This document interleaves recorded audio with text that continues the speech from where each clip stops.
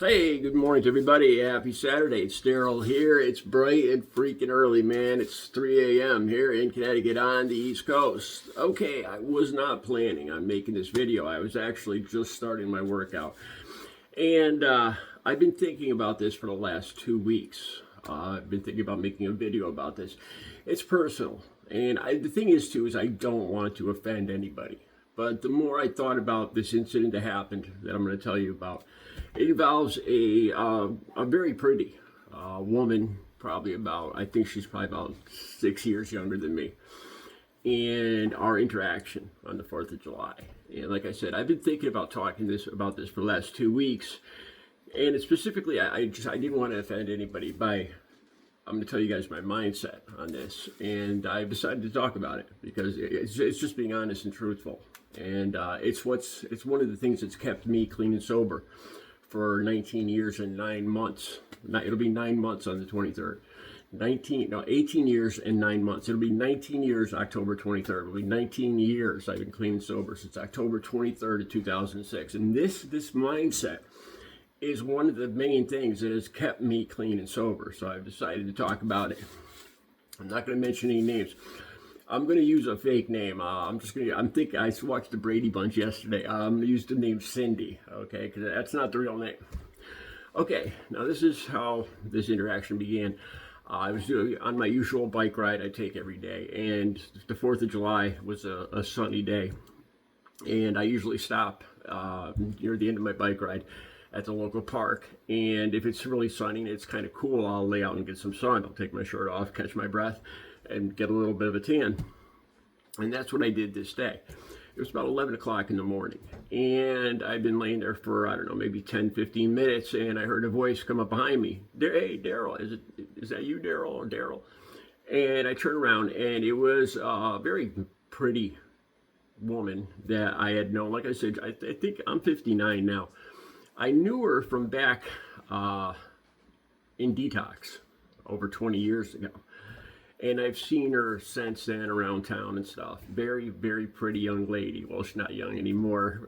Not to insult or anything, but she'd be about 45. No, I'm sorry, 50, 55 right now. She was younger than 40 when I met her. Okay, so as we're talking, one of the main things I always say is I'm clean. I'm doing good. I'm clean. I've been clean for coming up on 19 years, and I could tell right away. I've told you guys this before. If somebody says, "Well, I'm doing good," and I've been doing good for a while, when they're vague about their clean time, in my opinion, people that are clean, that are honestly clean, know their clean date, and they know exactly how many days or years or whatever they've been clean. It's like your second birthday. It's like your second chance at life. It's like getting your soul back. To me, I'll never forget that day.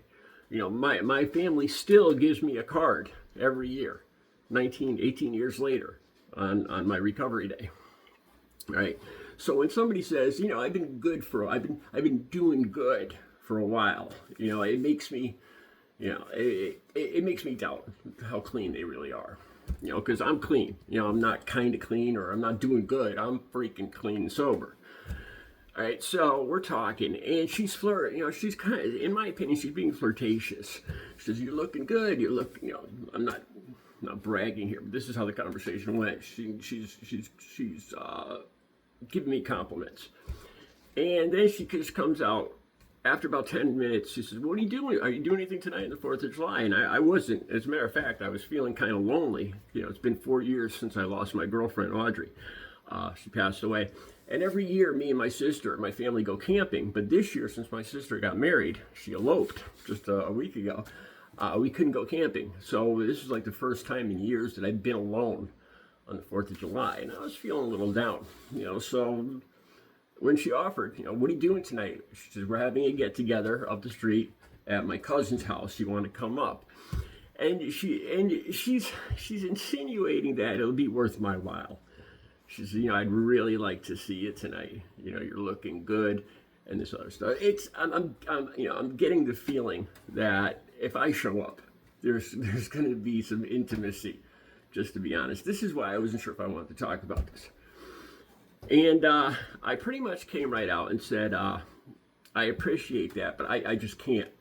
And I started telling her about my schedule and my routine. And the more I talked about it, I could see the smile on her face just kind of disappear, like it was insulting to her. No matter what, I was being honest. I really didn't want to.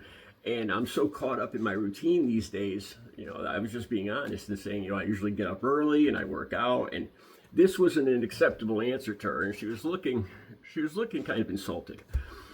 And here's the thing, okay? She mentioned that she still smokes weed, by the way. That's another thing she says. She says, I still drink and smoke weed. And that's a big flag for me too. So there's no way that I was going to show up at this gathering or whatever. Because there's a couple reasons for this. This is the exact kind of situation that I avoid like the plague. Because no matter what a person says, if they're clean, I've learned this a long time ago. If they say they're clean, or everybody there's going to be clean, or there's not going to be any drugs or any alcohol there, do not believe it. You can't believe it. It's not worth my sobriety to take that chance. People lie, for whatever reasons to get you there. I used to lie. I've told you guys this before. Back when I was using, that my friends that had gotten clean, I tried to tempt them to come use because I knew they'd have money that they saved up being clean. That's what addicts do. So I've learned not to believe people. And here's the thing too, as far as the intimacy. I've been celibate for over 4.5 years now. And I'm getting older, so my drive isn't quite up as high as it used to be, but it's still lonely. It's still a long freaking time. Now, this is the thing that goes through my head, besides for not believing that the situation is going to be a clean, the worst case scenario is that I would show up at something like that. You'd start kissing and, flirting, maybe watching fireworks. You get alone with the person, maybe in a bedroom, right? And so you're getting all worked up. And then that person breaks out some lines or a pipe or something like that.